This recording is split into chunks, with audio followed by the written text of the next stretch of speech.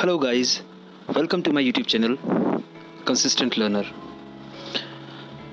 आज हम एक नया टॉपिक, एक फेमस टेक्निक के बारे में सीखने वाले हैं। जैसा कि मेरे चैनल पे आप लोग देख रहे हैं, we are focusing on learning anything, just learning. So today we have a very tremendous technique which I'm sure you all have heard about in any business organization or from any MBA persons, managers, organizers, etc. So today's topic is SWOT analysis. अभी ये SWOT analysis क्या होता है? Normally जो companies होती हैं बड़ी बड़ी, वो अपने एंड पे अपने आगे के प्लान्स को डिसाइड करने के लिए, डेवलपमेंट के लिए एक एनालिसिस यूज़ करते हैं, SWOT एनालिसिस। बट मैं जहाँ तक ये समझता हूँ कि ये एनालिसिस आपके पर्सनल इम्प्रूवमेंट के लिए, पर्सनैलिटी डेवलपमेंट के लिए भी बहुत फ़ायदेमंद रह सकता है। तो चलिए इसको शुरू करते हैं। सबसे पहले अगर हम देखें तो SWOT एनालिसिस होता क्या है?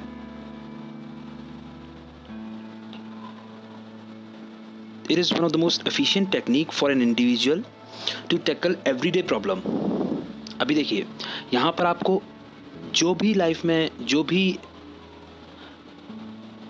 डे टू डे लाइफ में आपको प्रॉब्लम्स आती हैं या आप किसी भी गोल की तरफ आगे बढ़ते हैं, वहाँ पर जो भी इश्यूज़ रहते हैं, जो भी प्लान्स रहते हैं, वो सारे के सारे इस एनालिसिस के थ्रू हम बेटर वे में और प्रोडक्टिव वे में प्रोसीड कर सकते हैं। इसमें सबसे पहले आता है SWOT। SWOT is an acronym which stands for strength, weakness, opportunity and threat. अब बात करते हैं स्ट्रेंथ की। आई एम श्योर आप लोगों ने ये सुना होगा कि हर एक में कोई ना कोई खूबी होती है, कुछ ना कुछ क्वालिटी होती है। बस वही क्वालिटी आपको दूसरे से अलग बनाती है। So if you go for strength, you can see few qualities in you at which you are best. For example, कुछ कॉन्फिडेंट होते हैं हर जगह पर। कुछ लोगों में ये क्वालिटी होती है कि वो अच्छी तरह से किसी भी एनवायरनमेंट में घुल मिल जाते हैं। कुछ बहादुर होते हैं, कुछ एनालिटिकली इंटेलिजेंट होते हैं। तो कहने का मतलब ये है कि ये स्ट्रेंथ, आपकी खूबियाँ, अच्छाइयाँ, जो पॉजिटिव एनवायरनमेंट आपको हेल्प करते हैं आगे जाने में, उसके बारे में। वीकनेसेस जहाँ पर है वो आपकी कमज़ोर कड़ी, विच इज़ नॉट एक्चुअली कमज़ोर, जो हर्डल्स हैं जिनसे आप घबराते हैं। जैसे फॉर एग्जाम्पल, सुबह जल्दी उठना। We all know that this is one of the best activity, best habit to wake up early, but how many of us do wake up early? At least I can say I tried but I can not. So this is the weakness, क्योंकि जल्दी नहीं उठेंगे, healthy feel नहीं करेंगे, fresh feel नहीं करेंगे, body movement नहीं करेंगे जल्दी, और धीरे धीरे करके वो चीज़ आपको लेज़ी बनाएगा। तो ये आपके वीकनेस में आपको इफेक्ट देगा। अगला आता है opportunity. Opportunity basically depends upon situation, depends upon trend, depends upon outside world. आपने सुना होगा कई बार कहते हुए कि अभी ये ट्रेंडिंग नहीं है, या अभी ये स्कोप में नहीं है। जैसे मैं अगर आपको बताऊं, मैंने काफ़ी टाइम पहले ये सुना हुआ था कि आर्किटेक्चर इज़ बूमिंग सेक्टर, या IT is a booming sector. ये बहुत स्कोप में है, और लकीली अगर आप उसमें पढ़ाई करते हैं तो you have a great opportunity to be placed और to find a suitable job, suitable post for you, either in public or private sector. So that's called it a threat is unpredictable. Threat is like risk. आप कोई भी काम करने जाते हैं तो threat कहीं ना कहीं रहता है। थ्रेट इज़ नॉट लाइक धमकी, but threat is a risk, एक खतरा। हम जब कार चलाते हैं हाईवे पर, तो we know that this is meant for highway, we have to travel a distance across the road, but it's there is some danger in that as well. तो उसके लिए क्या रहता है, थ्रेट के लिए भी हमारे लिए at least we must be aware of our threats, our danger, so that we will be well prepared for them. Actual में स्वॉट की नीड क्या है, ये मैं आपको बताना चाह रहा था इसमें। देखिए, मैं ये नहीं चाहता हूँ कि आप स्वॉट आपको मैं करके बताऊँ। I want you to perform स्वॉट analysis at your end. I just wanted to let you know that what is the need, what is the purpose of it, how you can do it better, the productive way, and few tips. So the need is to resolve and to improve. अब यहाँ पे दो बातें हैं, resolve and improve. You resolve the problems and you improve for your goal. अगर आप resolve करके problem को वहीं रह गए या आप grow नहीं करे, there is also a problem. So I believe that if you are stuck in any situation, any problem, any condition, you can resolve it. That's a forward thinking. And then after, once you resolve it, you need to find the improvement scope, the chance of improvement. तो ये analysis दोनों ही चीज़ों में ये help करती है। आपकी thinking process में क्लैरिटी लाना, थिंकिंग प्रोसेस में क्लैरिटी लाने से कन्फ्यूजन की चांसेस बहुत कम हो जाते हैं। आपने देखा होगा पैनिकिंग हो जाती है स्टार्ट। जब हमें पैनिक होते हैं तब हम क्लियरली कभी भी सोच नहीं पाते, कन्फ्यूजन क्रिएट करते हैं। तो उस कन्फ्यूजन को रिमूव करने के लिए ही हम इस एनालिसिस का यूज़ करते हैं पर्सनल बिहेवियर में। Decision making, this is one of the interesting one, क्योंकि decision making is not an easy task because decision making makes you responsible enough. If you are taking any decision, then you are responsible, or I am responsible if I am taking the decision for that decision. So अगर आप decision लेने में अच्छे हैं, effective हैं, so you know you will be appreciated for your decisions. एक बहुत ही famous quote है, अगर आपने सुना होगा, कि a person is not identified by its quality. A person is defined by his decisions. So decision is the most important part, and with this analysis you can make effective decisions. Shortcomings जो हमारे weaknesses हैं, उन पर ध्यान हमारा जाता तो है, but actually we cannot take a overview on that. अच्छा, मैं लेज़ी हूँ, ये मेरी कमी है, but the reason behind that, क्या रीज़न है इसका, क्या प्लेजर है लेज़ीनेस में, क्या डिफ़िकल्टी है कि इस लेज़ीनेस को मैं हटाऊँ। इस तरह की चीज़ें ओवरव्यू लाती हैं आपकी वीकनेस पर। And yes, of course, for interviews. Now let me clear this कि interview is not only for the job purpose. Here the interview is referring to discussion between two people. Interview का basic मतलब ये होता है कि two strangers talk and get to know each other. So while taking interview, you know, you can be more specific and more analytical with this analysis. Productive SWOT analysis के कुछ features हैं, जैसे analysis करने का actual place, मतलब ये analysis कहाँ stand करती है, जब आप अंदर के एनवायरनमेंट का कहने का मतलब ये है आपके अंदरूनी factors, your internal factors, intrapersonal factors and interpersonal factors, जो बाहर के फैक्टर्स हैं, उन दोनों का गणित, उन दोनों के बीच का रिलेशन आप समझते हो, तब आप बेटर स्वॉट एनालिसिस कर सकते हो। जैसे अगर मैं ये जानता हूँ कि मैं लॉयल हूँ और मैं काफ़ी ट्रू हूँ अपने फ्रेंड्स के साथ में, और मुझे लोग भी वैसे ही मिल रहे हैं, तो मेरा बॉन्ड अच्छा बनेगा। एंड इफ आई परफॉर्म स्वॉट analysis at that time, I can make very good friends, even best friends. So after analyzing such factors, you can come across SWOT analysis, and depending upon SWOT analysis, your action speaks, your action starts.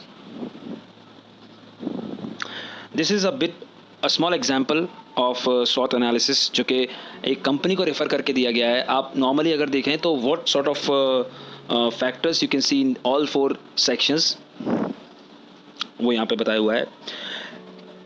अब अगर आपको जैसे SWOT analysis अपने and पे करना है तो आप खुद सोचिए, what's your strength, what's your weakness, what's your opportunity and what's your threat.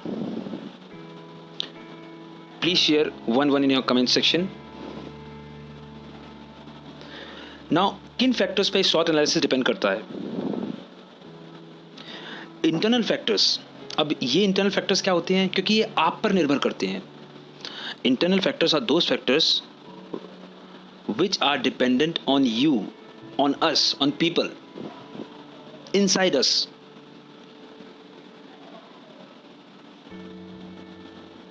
Introspection, past experiences, attributes contributing in achieving goal. Introspection का आपने काफ़ी हद तक सुना होगा. मेरे हिसाब से identifying your inner self is introspection. If you know about yourself, not from outer side, from inner side, कि आप किस तरह के इंसान हैं, क्या आपकी काम को करने के तरीके हैं, क्या आपके प्रिंसिपल्स हैं, क्या आपके वैल्यूज़ हैं, क्या आपका एक ऑरा क्या है. That's the introspection. What's your weaknesses? What will be your reaction in particular situation? What's your close people thinks about you? So such things comes under introspection. Past experiences teaches a lot. ये हमने पुराने videos में भी discuss किया हुआ है, और ये चीज़ हमें अच्छे से मालूम है कि अगर जो भी एक्सपीरियंस हम लेते हैं, या तो उसमें हम सक्सेसफुल रहते हैं, या फिर उसमें हम कुछ ना कुछ सीखते हैं उन गलतियों से.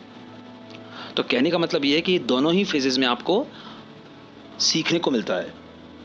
And last, attributes contributing achieve goals. अगर आप इम्प्रूवमेंट की राह पर हैं तो डेफिनेटली आपको वो स्ट्रेंथ आपके पास होंगी जो कि उस गोल को अचीव करने में कंट्रीब्यूट करेंगे. वो वीकनेसेस ज़रा भी इफेक्ट नहीं करेंगी जिनका उस गोल को अचीव करने में कंट्रीब्यूशन नहीं होगा. एक छोटा सा एग्जांपल आपको बताता हूँ. If I am a doctor but मुझे वेबसाइट बनाना नहीं आता, या if I am a surgeon और मुझे फेसबुक पे वीडियो पोस्ट करना नहीं आता, so is it a weakness that will affect my strength? No. Yes, it's not okay, but it's not a weakness, या फिर it's not a heavy weakness that I can count. So basically goal को achieve करने में जो attributes रहते हैं, चाहे वो स्ट्रेंथ हो चाहे वो वीकनेसेस हो, उनको किस तरह से डिफरेंशिएट करना है, ये आपको इसमें समझ में आएगा. एक्सटर्नल फैक्टर्स की अगर हम बात करते हैं, opportunity and threat, these are totally outside environment based.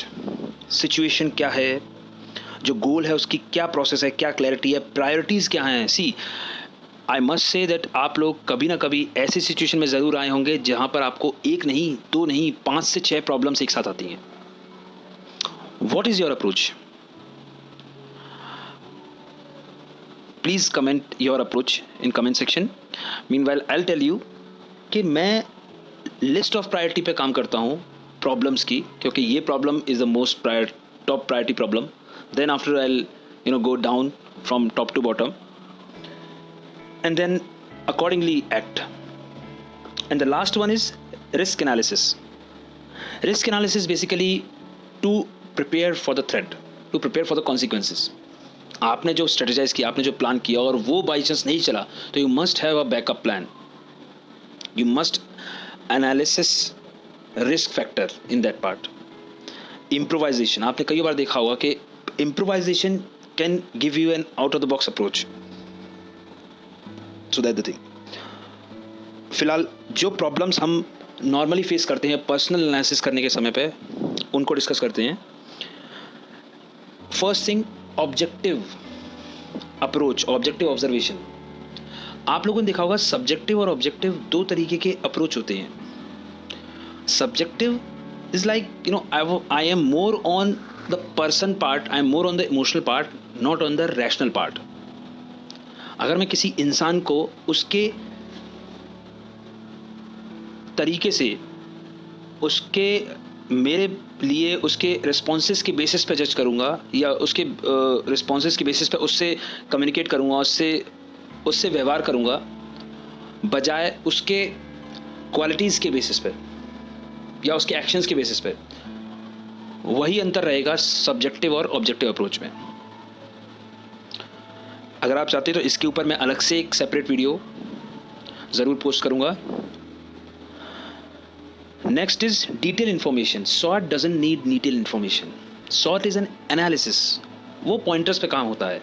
अगर आप डिटेल इन्फॉर्मेशन लिखने पे चले गए तो you have a hell lot of 15 pages sort, और फिर वो एनालिसिस करने में ही टाइम निकल जाएगा, और it's not worth. Yes, accepting and realising of your mistakes, of your weakness.